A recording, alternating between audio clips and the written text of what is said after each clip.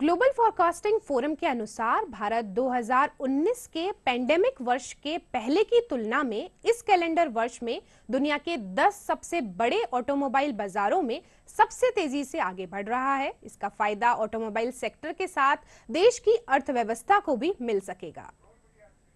विश्व में हल्के वाहन यानी 6 टन से कम की कारों और लाइट यूटिलिटी वाहन के 10 सबसे बड़े उत्पादकों में से एक बनकर उभरा है। भारत के मजबूत इंजीनियरिंग आधार और कम लागत के साथ कम ईंधन खपत वाली कारों के निर्माण में विशेषज्ञता के कारण उत्पादन सुविधाओं का विस्तार हुआ है। S&P ग्लोबल मोबिलिटी ने दुनिया के सबसे बड़े हल्के वाहन के बाजार चीन और अमेरिका के 2019 की तुलना में 2023 में 36% की दर से बढ़ने का अनुमान जताया था। 2019 की तुलना में 2023 के आखिर तक भारतीय ऑटोमोबाइल बाजार में भी तेजी बनी हुई नजर आई।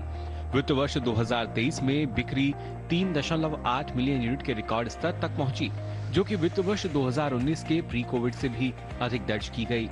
वहीं अमेरिकी बाजार में इस दौरान 9% की गिरावट दर्ज होने की संभावना जताई गई थी। 2019 की तुलना में 2023 के अंत तक बाकी शीर्ष 7 बाजारों में भी बड़ी गिरावट की संभावना जताई गई थी।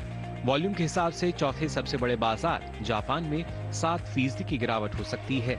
वहीं जर्मनी में 21%, यूके में 17% और ब्राजील में 19% की गिरावट की संभावना है। S&P ग्लोबल का अनुमान है कि 2023 के इस ट्रेंड के 2024 में भी जारी रहने की संभावना है, जिसके बाद केवल भारत और चीन ही ग्रोथ मार्केट होंगे। अगले साल वैश्विक ऑटो बिक्री बढ़कर 88 से 88.5 मिलियन यूनिट तक हो सकती है।